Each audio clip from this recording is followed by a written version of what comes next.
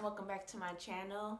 And welcome back to this graduate school series in which I just discussed some of the behind the scenes experience of being a graduate student, especially someone that's working on their doctoral degree or doctor degree. I don't know which way to say it. You getting that degree.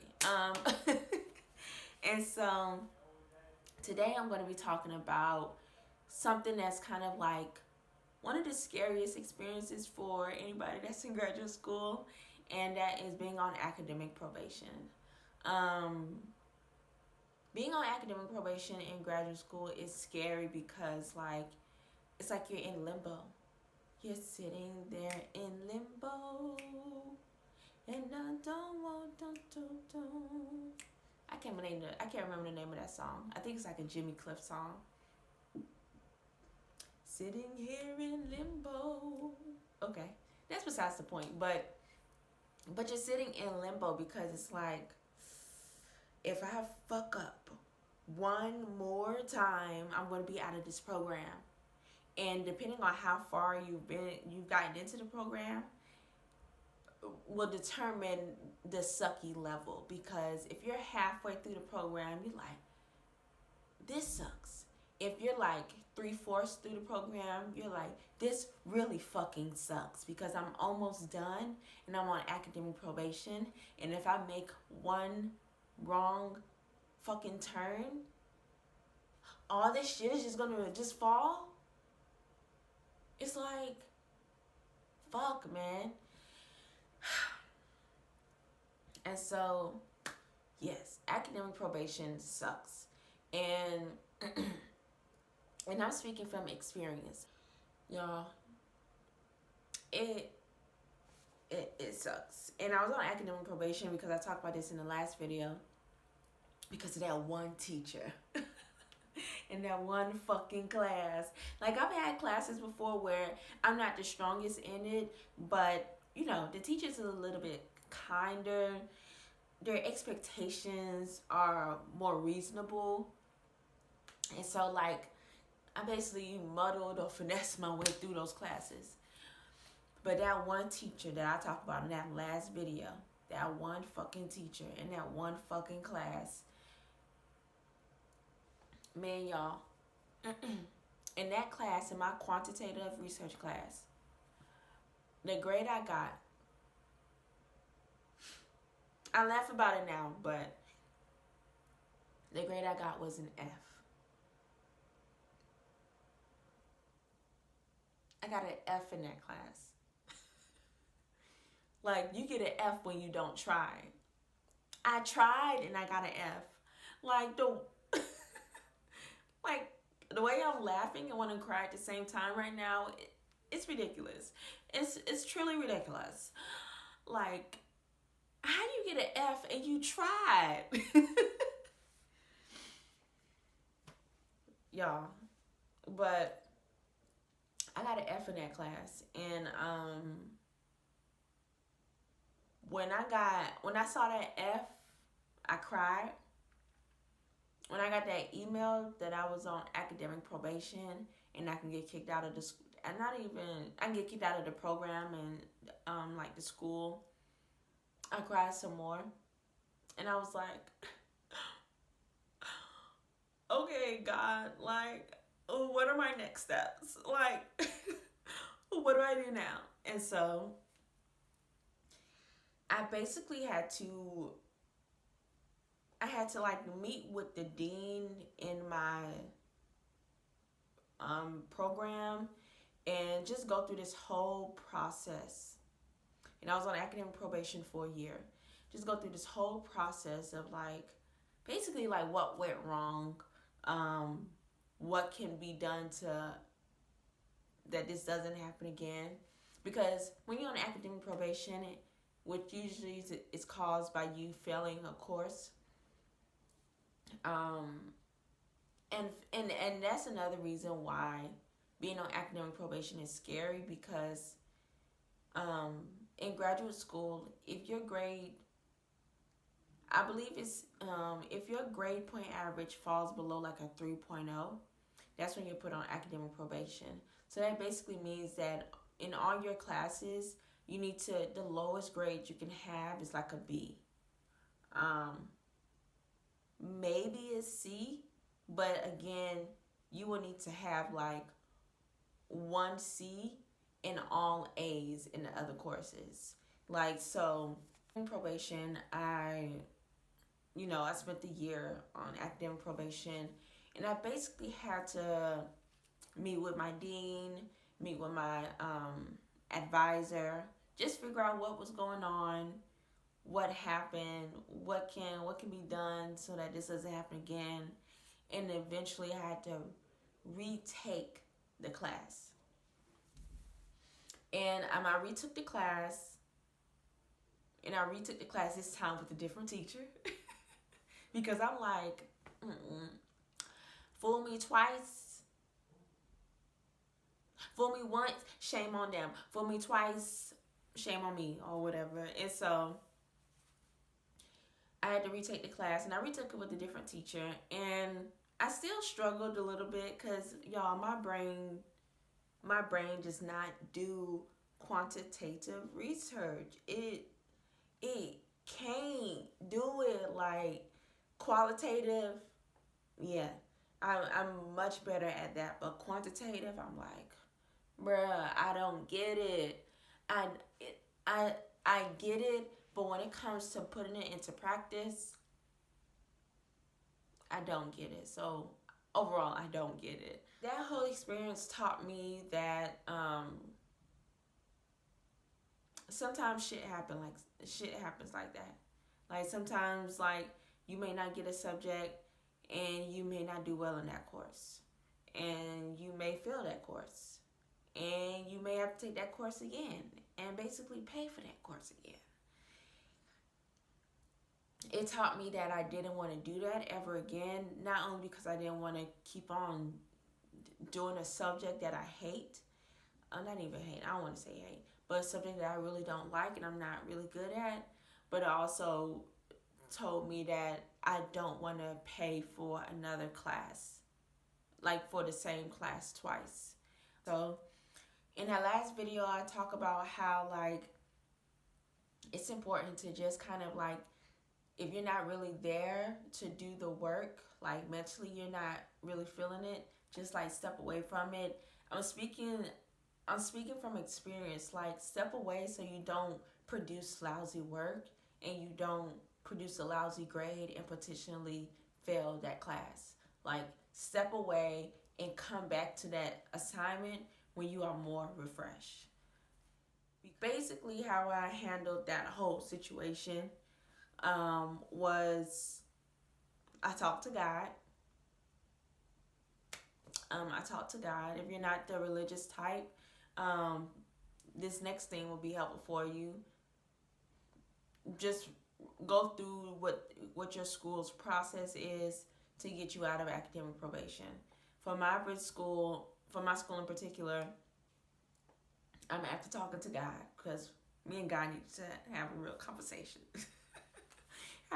After having talking to God, I'll reached out to my advisor to find out what I need to do, and they provided me with this form I needed to fill out.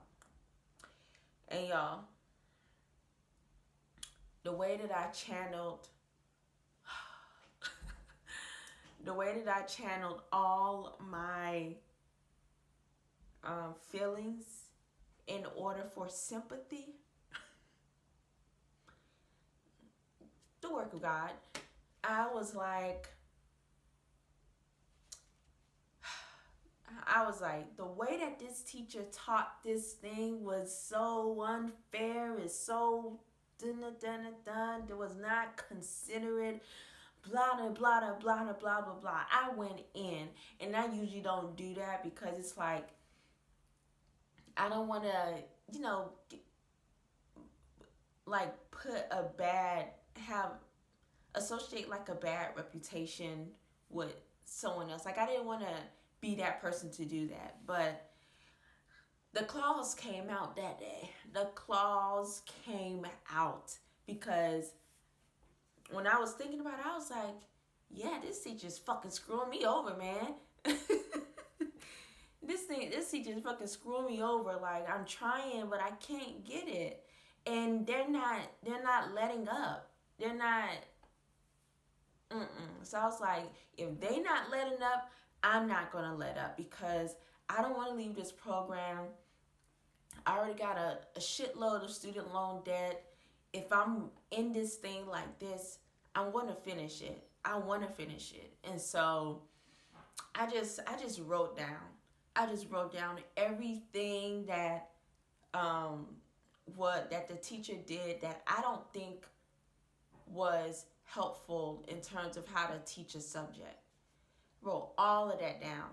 And I submitted my paperwork, met with my dean. I even had to go all the way up to the school, and that wasn't necessarily like an easy trip. It wasn't too bad, but again, I'm doing a online program, and so and my school is not located in my state. Luckily, it's located close by, but I had to drive 2 hours to meet with the dean in order to get this thing situated. Like, and so it was a somewhat of a it was an ordeal. It was a small ordeal, but it was still an ordeal. And so what I say to those who are going through academic probation, first and foremost, you are not alone. Shit happens, and something like this just happens. Well, it doesn't just happen, but it does happen. And I would suggest just going through the process that your school has in place in order to get you out of academic probation, making sure that you are taking care of yourself, communicating with your teachers, and build a strong relationship with your teachers, because they grade you. They grade you, and if they see that you are trying, usually if they see that you are trying, they will be more understanding with their grading system. And so, yeah, build a relationship with your teachers while you're not. I mean, do it before you even reach academic probation, but definitely when you're in academic probation, like, just build that relationship. Build that relationship with your advisor too. If your advisor is not like an asshole or anything, like, build that relationship with your advisor, um, because what you don't want to be doing while you're working on your degree and you're on academic probation is um, worrying a lot about if you're doing well in that class. Like, you want to have a sense of calmness around you while you're during this probationary period, because you don't need any more added stress that can make you lose focus, basically.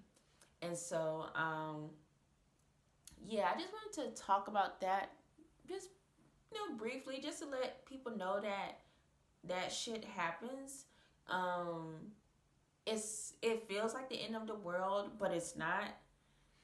And that you're gonna get through it. You're gonna get through it, and usually, I guess from my experience, people like, the programs are usually understanding, but there may be some programs where whoever the dean is or whoever the advisor is, they may not be that understanding. And if that's the case, then I would say that if that's the case, I think your argument needs to be a strong argument. Like, you need to give examples about how you were not able to reach academic success in this course because of how it was taught. Because I feel like that was the argument that allowed me to kind of stay in my program, was like giving examples about how this particular teacher was not teaching well. And so if the teacher's not teaching well, the likelihood of me not understanding the subject is going to be low. And so, yeah, just if you're in a situation like that, just really keep examples, like use examples um, that you can add to your case um, that can be beneficial to you and that can allow you to stay in a program. And then the next thing is that luckily you're able to state your case, and they say that okay, we'll let you stay in the program, but you just have to redo the course again. Okay, when that time comes, you kind of already know what to expect because you already took the course before, but you also know that okay, you're going to find a system that works for you that is going to allow you to approach the course differently so that you can be successful at the end. So yeah, that's basically all I wanted to say in this video. It's not talked about a lot, and what inspired me to talk about it was this one video that I saw on YouTube, and she said something like she was like on academic probation or something like that. And I'm like, people don't talk about that a lot in graduate school. They just think it's like, okay, you take a course, you pass. No, sometimes you don't pass the course. And so what happens when what do you do when that happens? And so, yeah, that's the purpose of this video, is to let people know that stuff happens, but you can get through it.